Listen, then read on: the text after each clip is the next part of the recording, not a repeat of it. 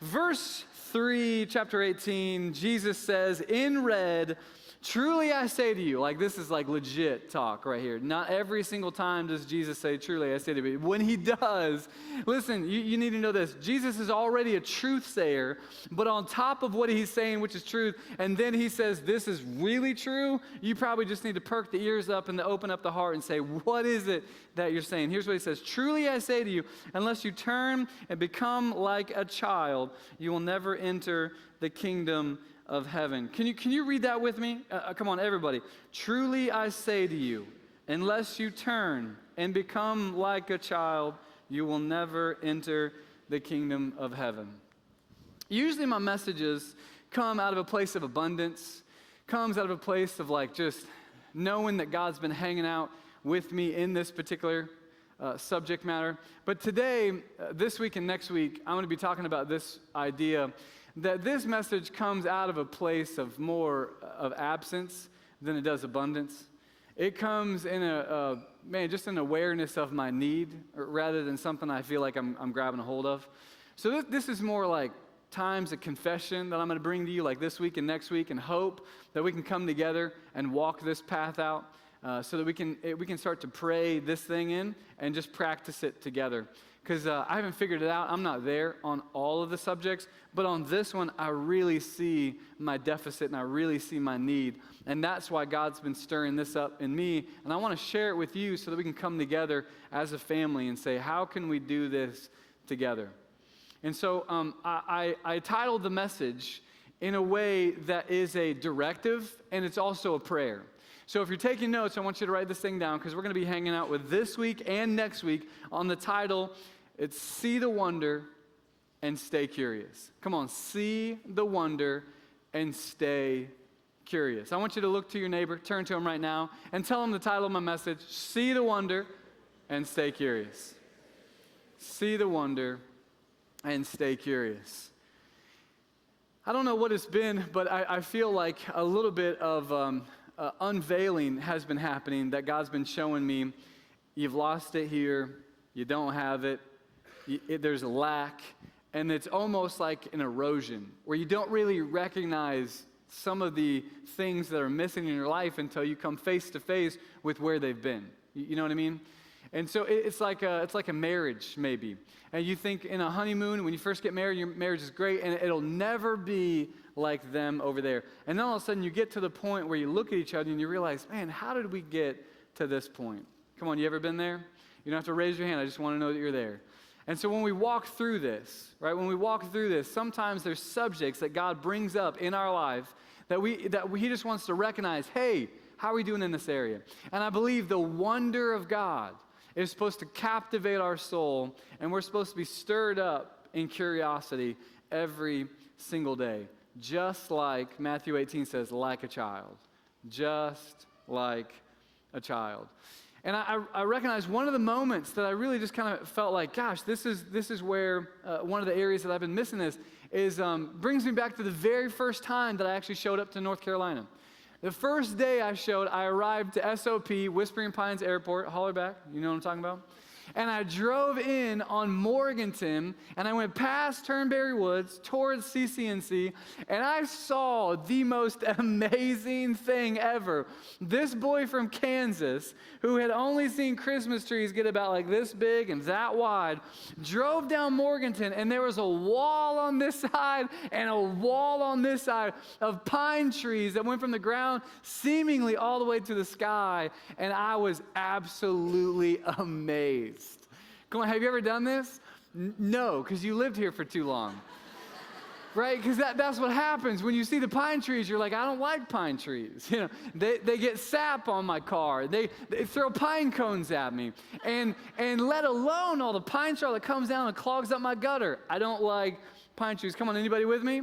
Like where have I gotten to the point where now I don't like them? And at one time, 13 years ago, I did the math. I have traveled this Morganton Road, same place, every single day. We moved houses once, and I've had a change in job once. Those are big changes, but every single change has allowed me to make the same commute.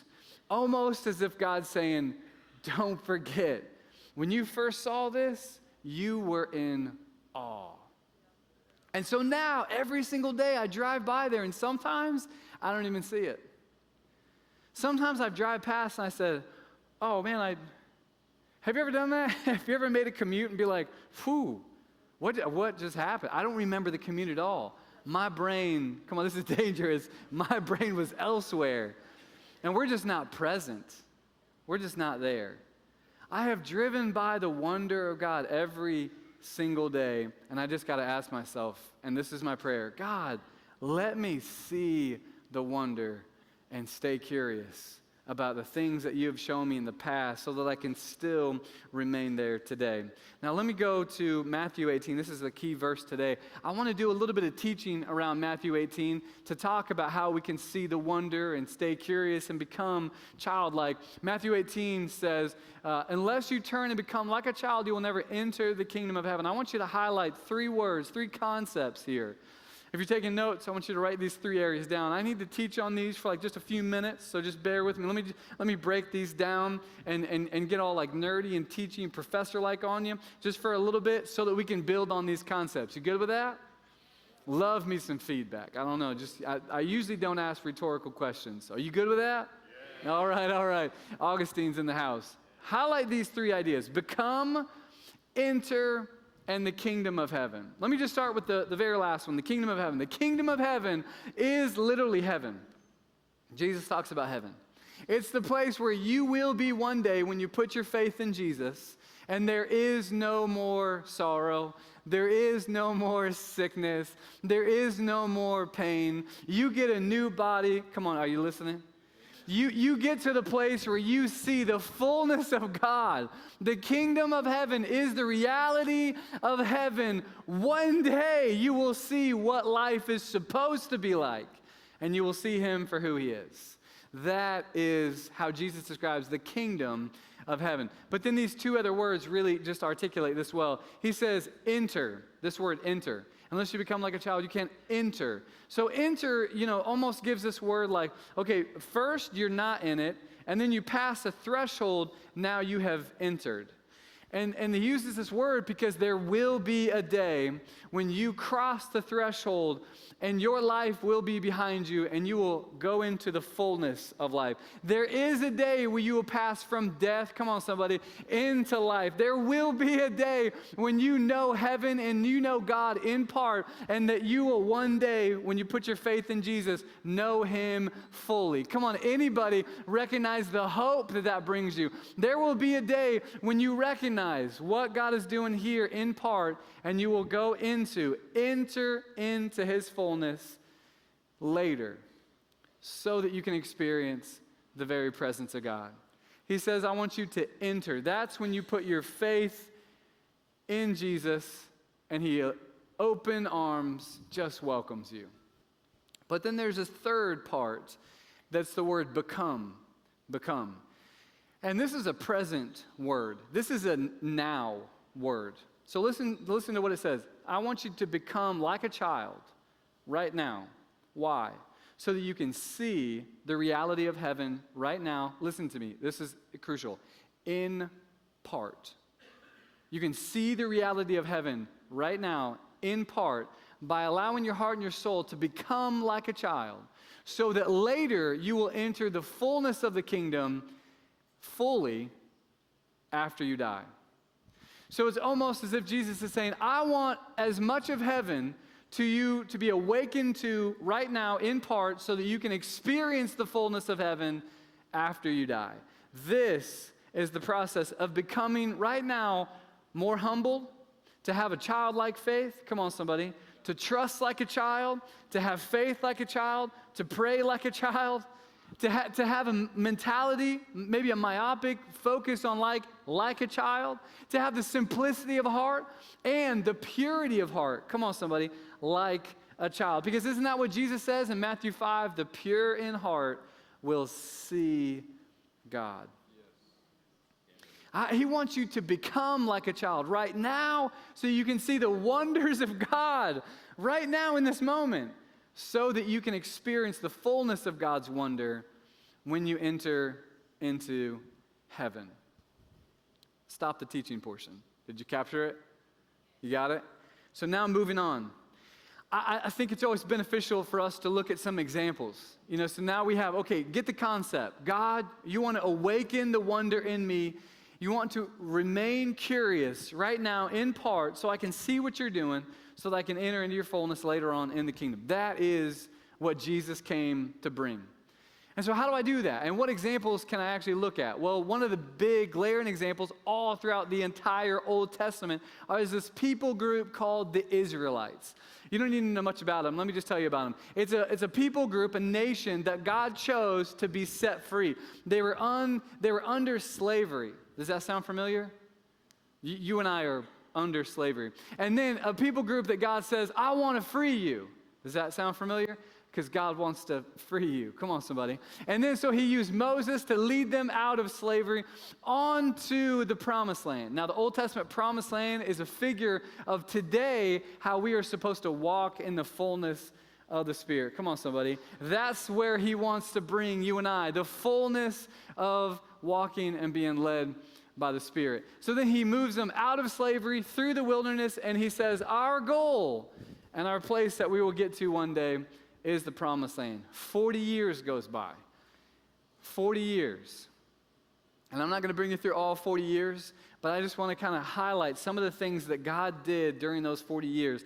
God says he actually allowed fire to lead the Israelites. Why fire through the desert? Why fire through the wilderness? Because in the desert, it gets cold at night, and you're going to need a fire that God provides every single time to camp out. Come on, somebody. And he says, during the day, I led them by a cloud.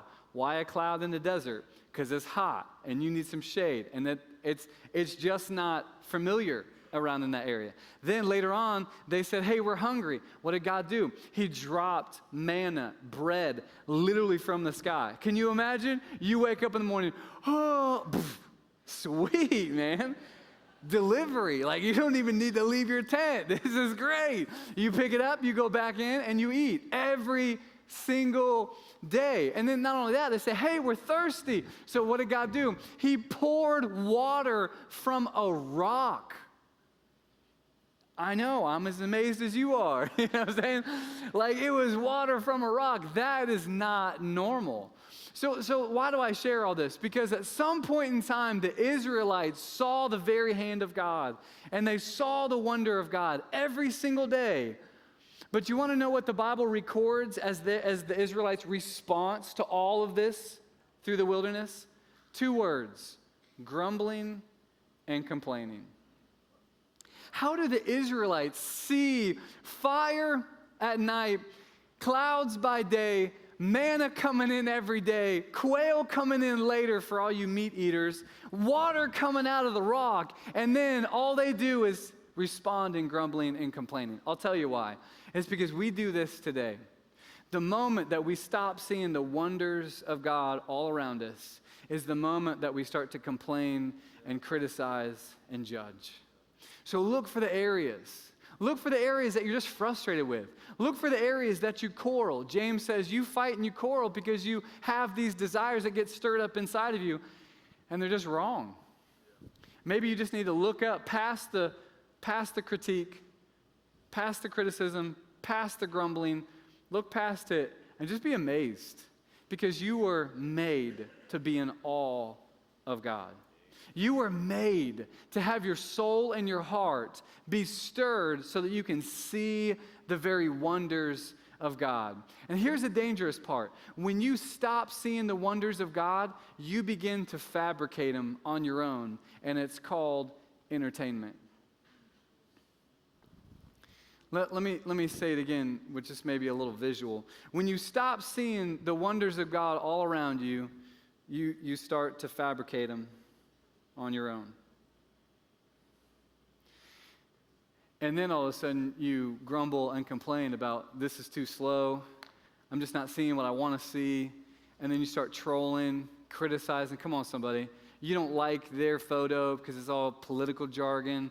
You don't know if you want to follow them anymore. Come on. You just need to put it down, look past and be stirred by the wonders of God. And allow this thing to take its place in your back pocket or away from you so that your eyes can be opened again, past the grumbling and complaining. See, whenever we stop seeing the wonders of God, we fabricate it. We actually make things on our own, which are never good enough. They're just never good enough. This is exactly what the Israelites did. Moses leaves for like a couple days, a week, a month. Who cares? It's just short. You want to know what everybody does? Guys, got a great idea. Remember the manna? Yeah. Remember the fire at night, the cloud by day? Yeah, it was amazing. That was so good. Do you remember the water coming out of the rocks? Absolutely. God's wonders. I got a great idea. Yeah, absolutely. Why don't we make a cow made out of gold? Wow, yeah. That's a great idea. And everyone's like, I got some gold. Let me give it to you. So they get all their gold together and make a cow out of gold. And they say, this is awesome. Now, when we read that, we're thinking, that is, I'm in church. How can I say this? That's a bad idea. That's just, you're off. My cow is a little bit different. Come on, somebody. This is what my cow looks like. And I bet a lot of people are looking around with a crick in their neck, being like, yep, yeah. And people are looking at us thinking, we've got everything figured out. People are looking at us and being like, you made a cow out of this. You made a God out of this. You're trying to get the wonders of God in here when it's all around here. That is see, we're in church. So that is a bad idea. That's a bad idea. Man, when did we lose the wonder of God? We need to stir it back up again and make this the title, be a directive and be our prayer. God, let me see the wonder and let me stay curious. Because when we start walking through some of this stuff, it's absolutely amazing what we can see. I mean, just look around. It says in Psalm 19, the heavens declare the glory of God. Yeah, we agree. When we get to heaven, I'm sure we will just absolutely agree with the statement that there is so much glory in the heavens. But then after the comma, it says, the sky above you proclaims God's handiwork. Man, when was the last time you were awed about the handiwork in which is there like a painting every single day? It says the sunrise and the sunset never happens the same way twice. But when you and I look at a sunrise or a sunset, we're like, oh, I've seen that before. You haven't. Maybe we're missing the very wonders of God. I think sometimes maybe the best posture for us to actually see the handiwork of God is this right here. I had to, by default, get in this position not too long ago. I have 2 kids, that's why. They want to lay down in the grass. And all the while, my kids are laying, one on my left and one on my right. And we're looking at the clouds, this beautiful blue sky. And you want to know what this guy is thinking about? I'm thinking, what are my neighbors going to say if they see me sitting in my yard? And then my kids are like, whoa, look at this cloud. That's amazing. They're making dragons out of this one, kangaroos and colors that I don't even see, and objects over here and scenes. And my son's like, hey, these are 2 big guys and bad guys. They're fighting together. And I'm like, I don't see that. And my wife's like, this is princesses over here. And I'm like, I don't see any princesses. All I see is like, a desk full of paperwork, which reminds me I got a lot of work to do. Come on, somebody, you with me? And all I am, I'm sitting in my yard thinking, I should probably mow my grass. And my kids, not in these words, but my kids are like, look at God's handiwork. Don't miss this. And my kids are like inviting me, hey, you should be more like me. You should not allow every single day to pass by without seeing the beauty and the wonder of God. It's all around us. Romans 1 says it's all around us, and it's always been around us. Romans chapter 1 says, for since the creation of the entire world, God's invisible attributes, like his nature and his quality and his characteristics. He says his power and his nature have clearly been what? Clearly been seen. They have clearly been seen by those who have eyes to see in all the things that God has made. We were on a walk, just our family, right out in front of our front house and down our street. And I came home one day, and my kids were full of energy, and my wife is currently pregnant right now, so she likes to get her miles in every single day. And so I just had this brilliant idea. Our kids are full of energy. I need to get some tension out. Really, I just needed to close my rings. You know, any Apple Watch wears, I just need to close my rings. I had a purpose and a mission to get out there. Let's close the rings. Let's be active, you know? And so we went out there, and we went on a walk. And I was like, all right, this is going to be great. We're going to do like 6 or 7 just times, up and down, up and down, up and down, up and down. Mission-focused dad, because that's what we do, right? We're parents. This is what we're doing. This is what we're not doing. Don't touch. Stay here. You know what I mean? Here's your guardrails. You have a 4 and a 7-year-old who sometimes, not every time, but sometimes I believe can see more of the wonders of God than their parents. So we weren't 2 minutes into our walk, and you want to know what happens? Emery jumps over to where the lawn of someone's yard stops, and there's a little strip of like dirt in between the road. And she gets down and she's like, oh man, look at this. So then Hudson's curiosity comes over. He's like, literally, I think this is what he said, I've never seen anything like it before, you know. And in my mind, I'm thinking, you're 4, so you haven't seen a whole lot, but I'm sure you've seen this before, whatever it is. And they're both on their knees, and I'm thinking, okay, we got to go. Come on, let's go. Let's get back on our walk. Oh, man, look at the circles in it. And I'm like, no, guys, come on, we're walking. I either have to hit pause on my exercise ring, come on, somebody, or we just need, you know, oh, man, and Mommy needs to walk. Mommy needs to walk, everybody. I'm trying to pull the compassion card. I'm like, what are you doing? And so here's my kids, and they're looking, and I'm thinking, okay, you know, I'm just going to break down. What do you guys see? Like, how much money is it for us to really stop? It wasn't money. It was a snail, like a snail in its shell, which to my son was like an anomaly. We've seen shells before, but there's a snail in the shell. And, you know, he looked at me like, I know, right? How are you not joining me?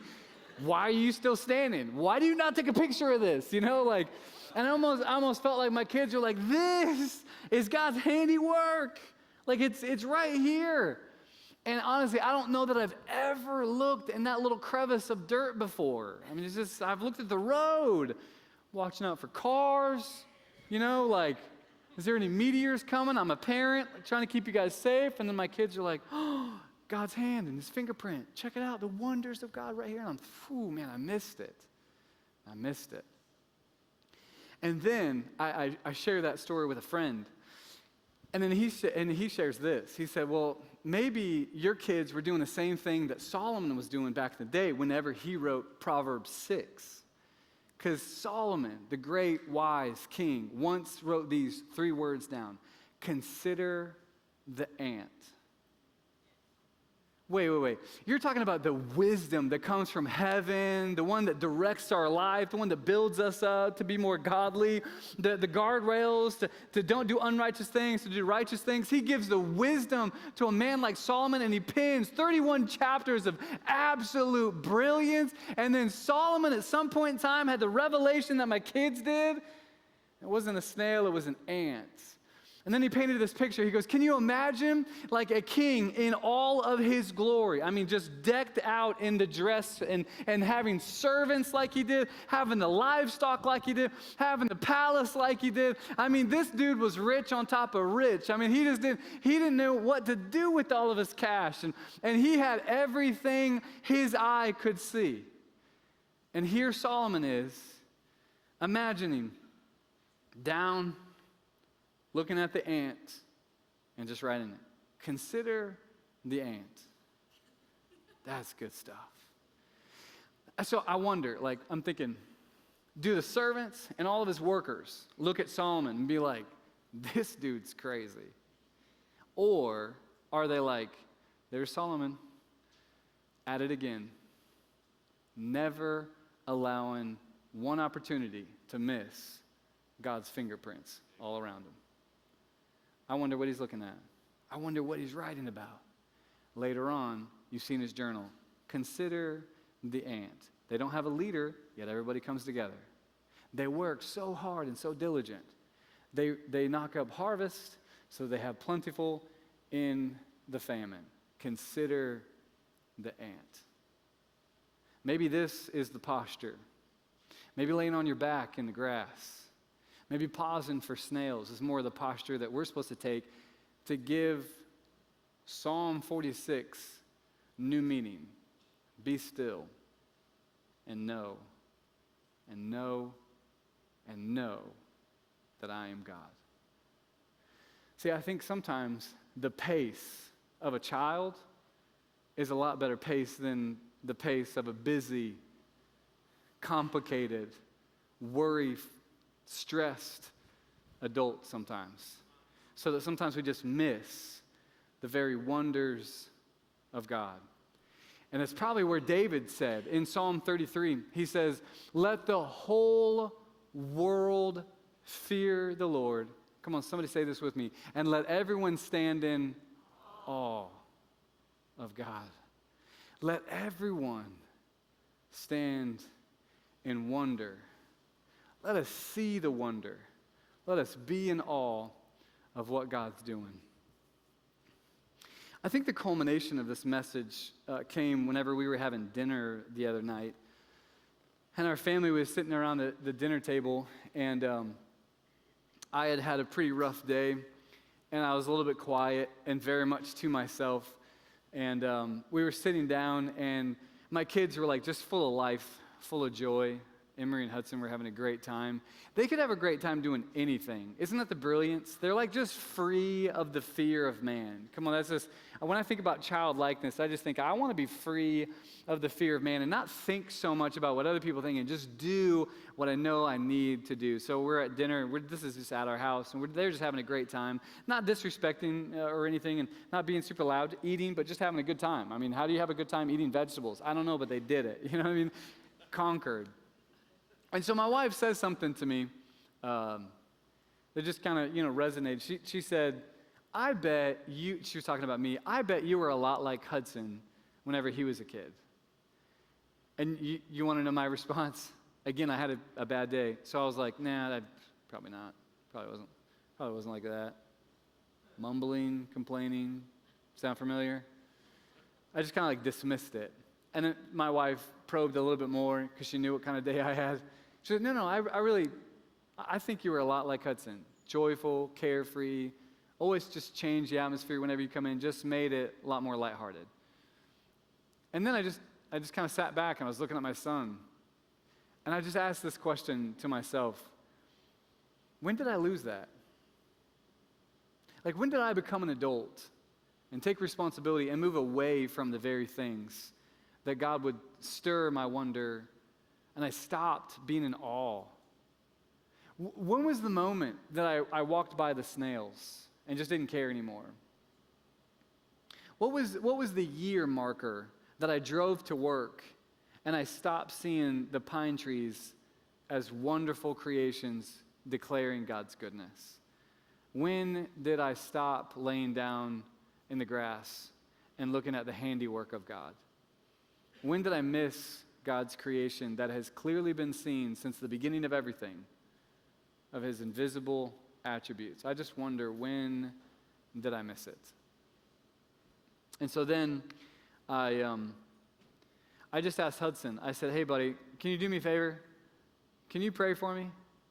Like, I looked at him and I just said, I want to be more like you. So I got out of my seat, I tucked myself under my son, I put his hand on my head, and I said, just pray for me. Whatever comes to mind, I want to be more like you. I want to be childlike, but yet I want to grow up to maturity. I want to see the wonder, and I don't want to miss the very things of God. I want to become like a child now so that I can see heaven in part, so that later I can experience heaven in its fullness. I want to trust like you, buddy. I want to pray like you. I want to think more like you.